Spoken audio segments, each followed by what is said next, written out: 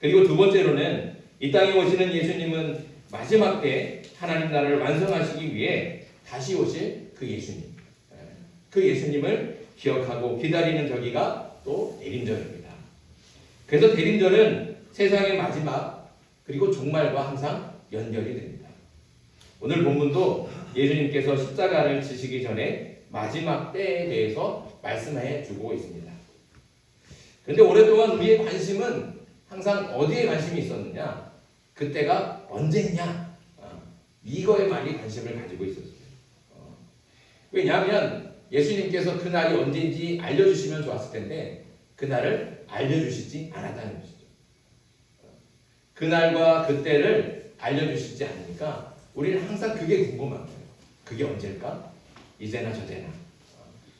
그런데 예수님께서 알려주시지 않은 이유가 있어요.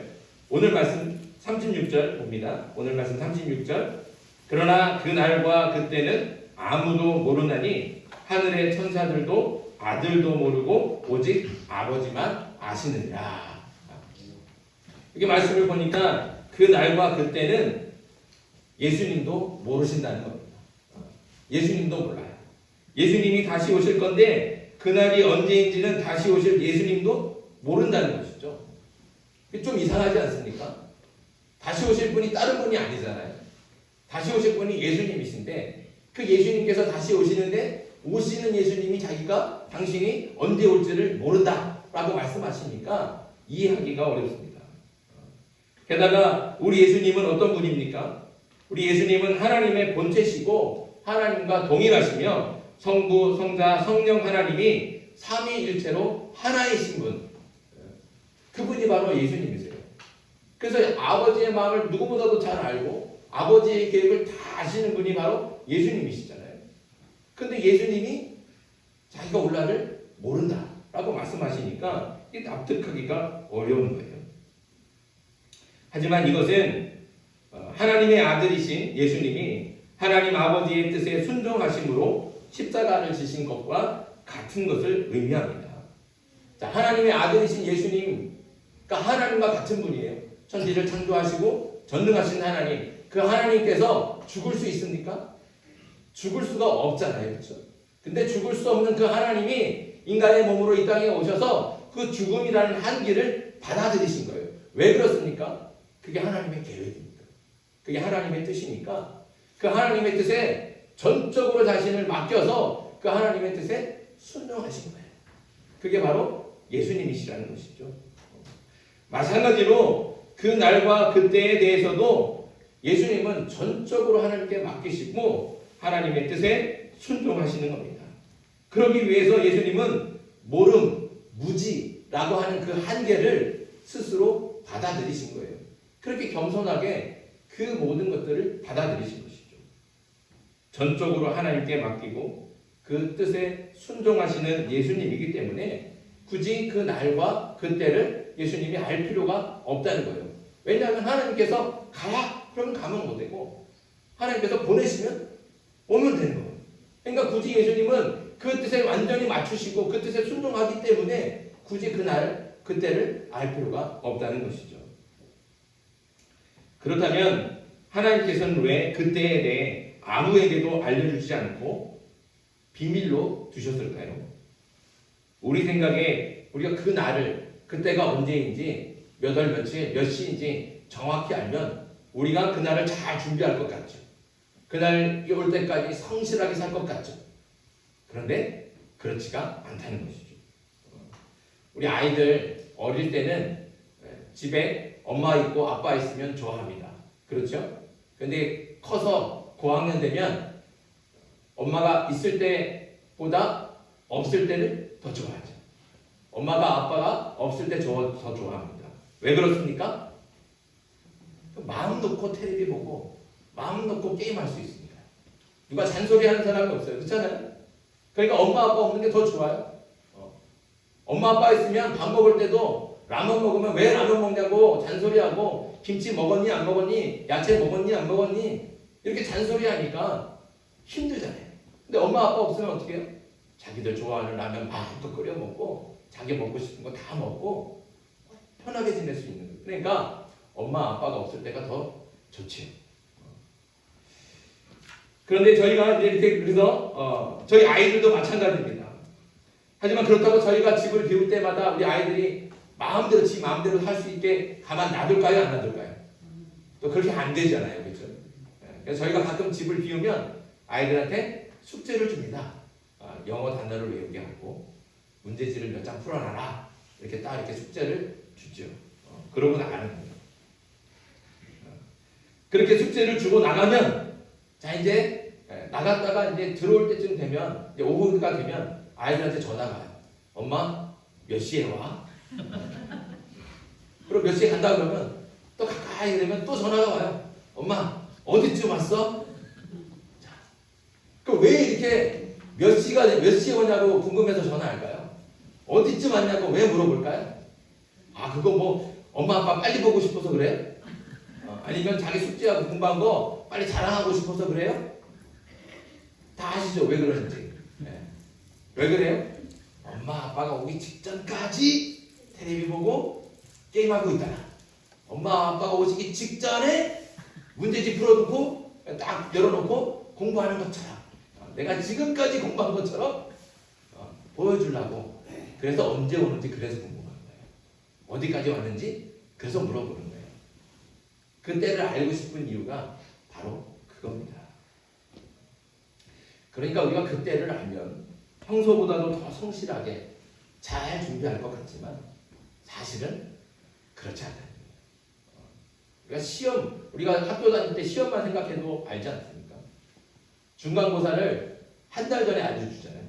며칠날, 몇 월 며칠에 중간고사 본다. 한 달 전에 선생님이 알려주잖아요. 그럼 한 달 전에 알려주면 열심히 공부합니까? 그러지 않죠. 우리 마음 다 뭐가 있어요? 야, 한 달이나 남았네? 야, 이번 주까지는 그래도 놀고 다음 주부터 공부하면 돼. 그럼 한 주가 가요. 그 한 주가 또 다시 왔어요? 그러면 또 어떻게 해요? 야, 아직 3주나 남았네? 괜찮아. 2주 정도만 공부하면 되지. 야, 이번 주는 또 놀아도 돼. 그것도 놀아요. 그래서 한 주 가고 하루 가고 하루 가고 그럼 결국에는 어떻게 해요? 한 달을 미리 알려줬는데 한 달 동안 책 한 번을 안 펴봐요. 그리고 시험 날짜가 다가온 거예요. 그 시험 내일 시험인데 뭘 몰라요? 시험 범위를 몰라. 그래갖고 전날 다 돌아다니면서 시험 범위 어디냐고 그러고 돌아다니다가 시간 가는 적이 한두 번이 아니에요. 제가 그랬어요. 제가 그랬다는 거예요. 그런데 반대로 어떤 수업 시간에는 우리 선생님이 갑자기 예고도 없이 쪽지 시험을 보는 선생님이 있어요. 이 수업은 언제 시험을 볼지 모르니까 항상 긴장이 되는 거예요. 그러니까 수업 시작이 될 때는 긴장하니까 다른 때는 쉬는 시간에 놀잖아요. 근데 그 시간에는 놀지를 못해요. 그래도 조금이라도 지난번에 배웠던 거, 지난 시간에 뭘 배웠지? 책 한 번 더 들펴보고 그래도 조금이라도, 왜냐하면 그때 그 쪽지 시간에 틀린 데 숫자대로 맞으니까요. 옛날에 많이 맞았잖아요. 그러니까 그 숫자대로 맞으니까 안 맞으려고 한 대라도 좀 덜 맞으려고 그 쉬는 시간에 놀지 않고 옛날에 그 전 시간에 배웠던 거 한 번 더 훑어보는 거예요. 복습하고 준비하는 거예요. 자, 이렇게 말씀을 드렸지만 이제 한번 생각해 보세요. 정확한 날짜를 알려주는 게 좋은 겁니까? 안 알려주는 게 좋은 겁니까? 이제 아시겠죠? 그러니까 하나님께서 마지막 때 예수님이 다시 오실 그날을 알려주시지 않은 것은 누구를 위해서 그런 거예요? 우리를 위해서 그런 거예요. 우리를 위해서. 우리가 조금이라도 더 준비를 성실하게 하고 하나님을 만날 준비를 할 수 있도록, 그래서 우리에게 그 때를, 그 날을 알려주시지 않는 겁니다. 그러니까 그 날을 모른다고 답답해할 필요가 없습니다. 모르는 게 약이에요. 그런데도 사람들은 하나님께서 알려주시지 않는 그 날짜에 집착을 합니다. 천사도 모르고 아들도 모른다고 분명히 말씀해 주셨는데 몇 년, 몇 월, 며칠, 몇 시다. 이렇게 떠들고 다니는 거예요. 그리고 또 그 거짓말에 속아서 넘어가는 사람들이 수두룩하잖아요. 예수님도 분명히 그 날짜를 모른다고 말씀하셨어요. 아들도 모르는 거예요. 그런데 그 날짜를 내가 알아! 그러면서 몇 년, 몇 월, 며칠, 몇 시야! 라고 말하면 그 사람은 뭐예요? 예수님보다 더 뛰어난 사람이라는 거예요. 그러니까 말이 안 되는 거잖아요. 그럼 그런 사람은 다 이단이고 사입이에요. 거짓말이고 속임수라는 거죠. 그런데도 이런 거짓말에 지금도 속아 넘어가는 사람들이 많이 있다는 겁니다. 다시 말씀드리지만 하나님께서 마지막 날과 때를 알려주시지 않는 것은 전적으로 우리를 위한 것입니다. 알아도 전혀 도움이 되지 않는다는 말이죠. 그러니 이제 그 날이 언제인지에 대해서는 관심을 끊으십시오. 누가 언제라고 말하더라도 속아 넘어가지 않기를 간절히 바랍니다. 그럼 마지막 때가 언제일지, 예수님이 언제 다시 오실지 알지 못하니까 우리는 그냥 마음껏 아무 걱정 없이 그렇게 그냥 내 마음대로 내 편한 대로 살아가면 되겠습니까? 언제인지 모르니까 하고 싶은 거 다 하면서 먹고 놀고 즐기면서 그렇게 살면 되겠습니까? 그러지 않죠. 마지막 때에 예수님이 다시 오시는 날이 언제인지는 알 수 없지만 그 날을 위해서 우리가 반드시 해야 할 것이 있습니다. 두 가지가 있는데 첫째는 믿어야 됩니다. 예수님께서 다시 오신다는 것, 마지막 심판의 날이 있다는 것을 확실히 믿어야 됩니다. 이 믿음이 있어야 된다는 거죠.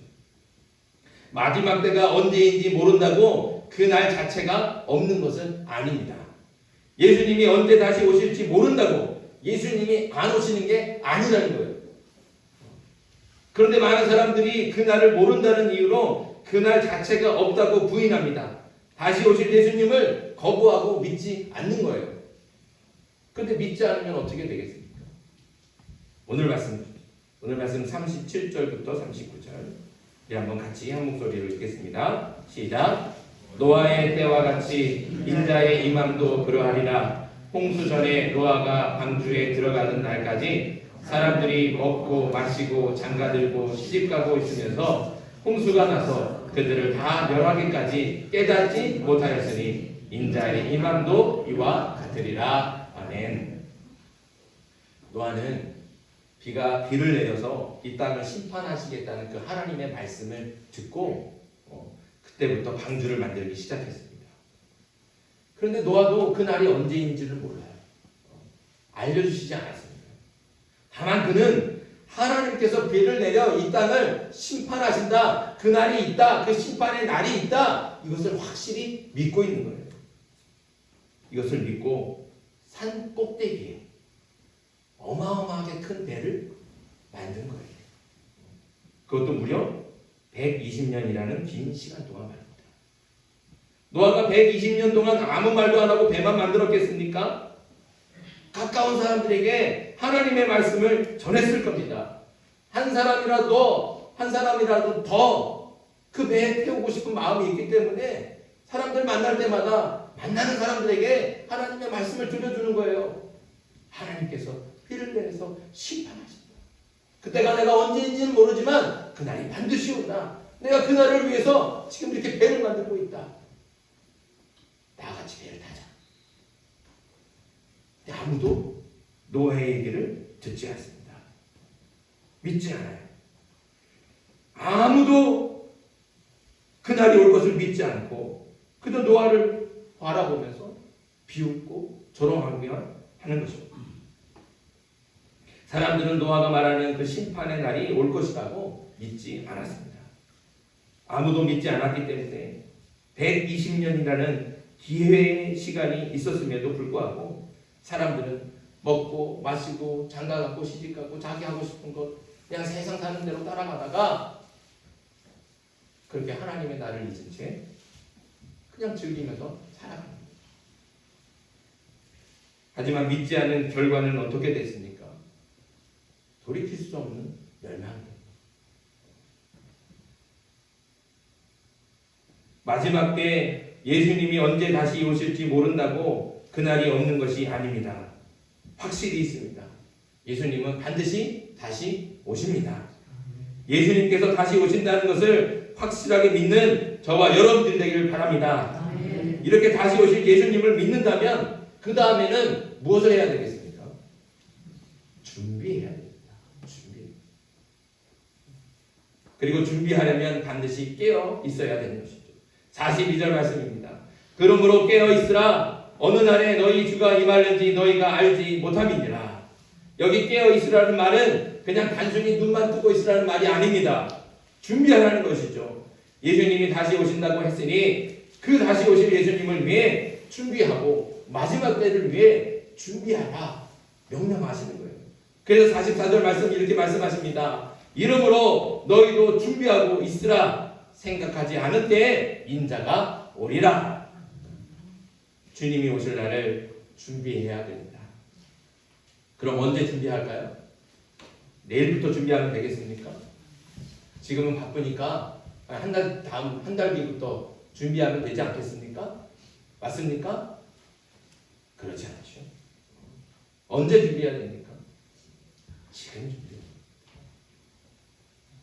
지금 이 순간에도 오실 수 있는 거예요. 잠시도 미뤄둘 수가 없습니다. 왜냐하면 언제 오실지 모르니까요. 지금 이 순간에도 오실 수 있다니까요. 그러니 지금 당장 준비해야 됩니다. 지금 깨어서 준비하는 사람만이 언제라도 오실 예수님을 맞이할 수 있고 마지막 때에 멸망이 아닌 구원과 생명을 얻을 수 있습니다. 군대에 가면 5분 대기조라는 게 있습니다. 들어보셨습니까? 5분 대기조.